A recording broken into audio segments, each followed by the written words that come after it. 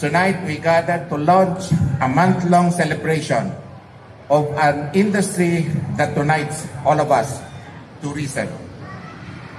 Tourism, our number one industry, is not just a source of pride for Puerto Princesas, but a lifeline of our economy.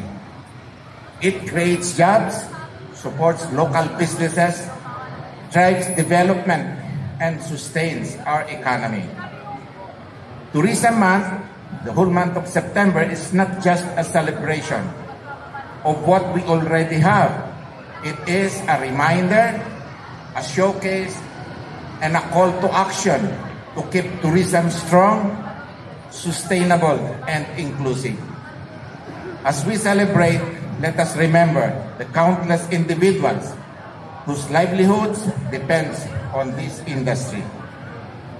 We must all recognize that we have a responsibility to protect our destinations and preserve them for future generations, and at the same time, create new destinations to increase tourist arrivals in the city. During this month, we will highlight the importance of sustainable tourism. Sustainable tourism is not a choice. It is an imperative. It is the only way to ensure that the beauty, culture, and hospitality we are known for will endure for generations to come.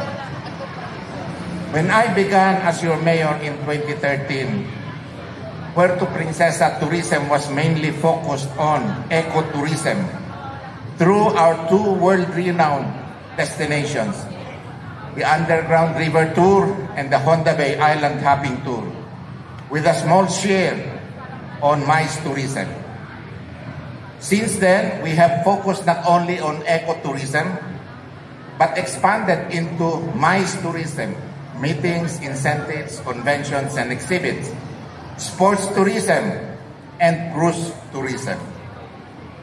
Sa ecotourism, I'd like to let you know that the design of Sabang Wharf is now in the final stage.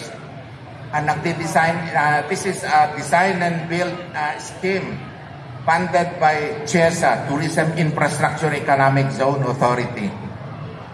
Medyo napahaba yung design process kasi hindi magkasundo yung architects ng CHESA at saka yung architects ng city government.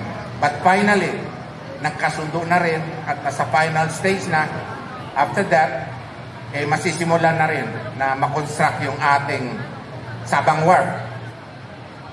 The repair of Sabang Road, kanina nadaanan natin, may mga portion talaga na kailangan ayusin. Construction of a waiting shed in the underground river mouth with toilets have been funded by the city government of Puerto Princesa. Tuloy-tuloy din yung improvement at funding ng ating Balayong People's Park. Sa MICE Tourism, I'd like to report to you that the Santa Lucia Environmental Estate has been designated as a tourism enterprise zone by CHESA. Bago lang.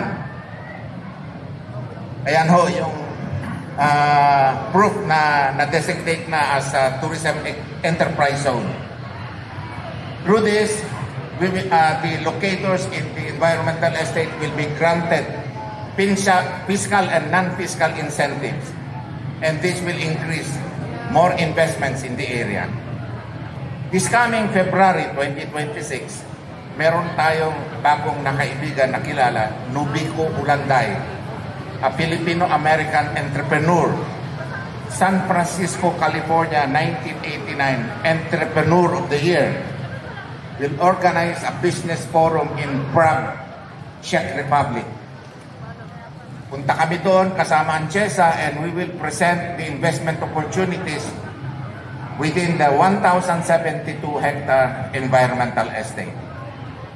I also would like to let you know that ongoing now is the renovation of the City Coliseum. Pag natapos ito, may increase natin yung capacity ng City Coliseum Hindi pa ako sigurado kung ilan ang magiging number, pero definitely mai-increase natin yung capacity niya.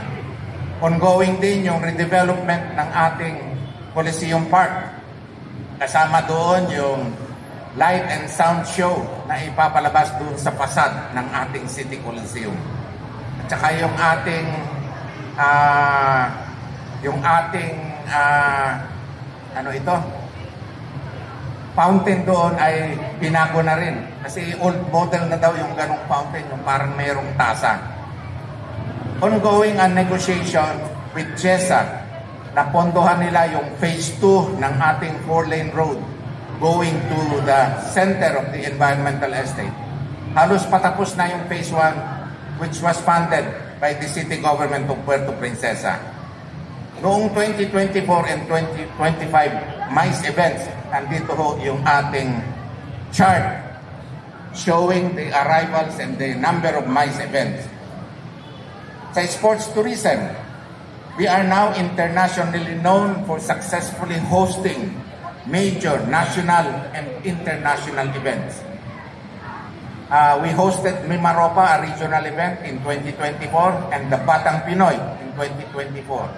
Where about 13,000 to 14,000 athletes and officials came to the city of Puerto Princesa. We also hosted successfully Ironman 70.3 in the years 2022, 2023, and 2025. And the World Table Tennis Youth Contender Championship. Taon-taon dito ginagawa sa Puerto Princesa 2023, 2024, and again this 2025. We also hosted the Bimpiaga Friendship Games noong December 2024, the World Dragon Boat Championship with 22 countries participating in 2024, bringing in about 2,300 paddlers and officials. We also hosted the International Club Crew Dragon Boat Festival 2020, 2023, and 2024. I want you to know that we offered the International Canoe Federation that Puerto Princesa will host the World Club Crew Dragon Boat Championship in 2027, where bawat country may be represented by 5 club crews. Yung clubs kasi hindi ito pareho nung nakaraang World Championship na every country will be represented by 1 team only. This time, yung mga clubs, pwedeng hanggang 5. Kung 100 ang isang club, sa 500 ang isang country, kung 20 countries, mga 10,000 na athletes yung darating dito. Malalakas kumain yung mga paddlers ng Dragon Boat. Hindi lang malakas kumain, malakas pa uminom. So, maraming may tutulong sa ating economy. Soon, we will build an international standard skate park. Funded na ito ng City Government of Puerto Princesa, and we will be able to host global skateboarding events. Ang skateboarding kasi ay isang Olympic event na ngayon. Tinulungan tayo ng Skateboard Pilipinas sa design ng isang world-class skate park. Dito pala sa Pilipinas, maraming nag-o-offer na i-host ang mga event ng skateboarding. Kaya lang walang venue o appropriate na skate park. Minsan daw nag-host sila ng parang Asian o East Asian, iba-ibang lugar yung ginaganapan ng mga events. This time, dito lang sa ating skate park, ball event at saka yung street event, yun ang tawag nila. Pwede nating i-host sa isang lugar lang doon sa skate park natin sa May Balayong Park. Sa cruise tourism, Puerto Princesa is now recognized as the top cruise destination in the Philippines, receiving the highest number of cruise ship calls nationwide. Itong arrivals na ito led to the construction of the 500-meter cruise ship port doon sa Quito, sa ating Quito area. Cruise arrivals for 2024 and 2025. Half year lang ito. Nandyan sa table for 2024, total of 16,694. For 2025, hanggang April, nasa 24,651 na. Higher by 7,957 compared to last year. So in closing, as we celebrate this month, let us carry the spirit of tourism throughout the year, not only for 1 month. To the organizers, participants, and supporters of Tourism Month, thank you. Maraming salamat sa inyo.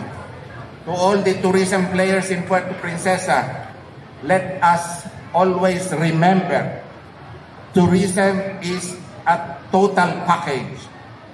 One bad experience, isang hindi magandang experience sa anumang sector ng tourism will always affect the entire industry.